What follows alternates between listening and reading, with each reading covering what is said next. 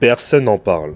À Madagascar, des milliers de personnes manifestent, mais pas pour du luxe, pour avoir de l'électricité, pour avoir de l'eau, des droits essentiels, des droits humains. Et la réponse du pouvoir, les faire taire, les gazer et les frapper. Voilà la réalité d'un peuple qu'on veut réduire en silence. Depuis qu'Andry Rajoelina est au pouvoir, Madagascar vit sous un régime qui se vend comme moderne, dynamique, mais en réalité plonge la population dans une misère toujours plus profonde. Le problème, ce n'est pas seulement économique, c'est une gouvernance où tout est concentré en haut, où l'opposition est écrasée, où la jeunesse est abandonnée. Le président, déjà arrivé dans la violence politique, en 2009, continue de gouverner avec la peur, les intimidations, la répression. Des coupures de 8 à 12 heures par jour. Dans certains quartiers, plus de la moitié de la journée se passe dans l'obscurité. Des commerçants qui jettent leurs produits. Des artisans qui arrêtent de travailler. Des étudiants qui révisent à la bougie. Des hôpitaux qui doivent prier pour que les générateurs tiennent. Et la compagnie nationale, la Jirama, est incapable de fournir ce service de base. Mais où passent les milliards? Qui profite de cette misère organisée? Et l'eau, dans la capitale,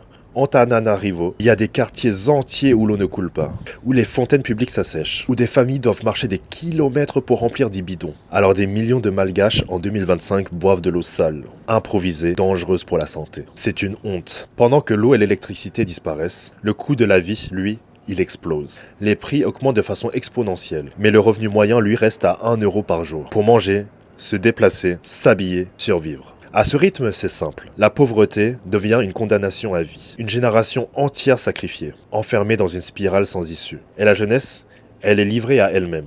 Les étudiants n'obtiennent leur bourse qu'après des manifestations. Et encore. L'État bloque, retarde, étouffe. Sans électricité, impossible d'étudier correctement. Sans bourse, impossible de continuer ses études. Résultat, on casse les rêves. On brise l'avenir. On étouffe la liberté.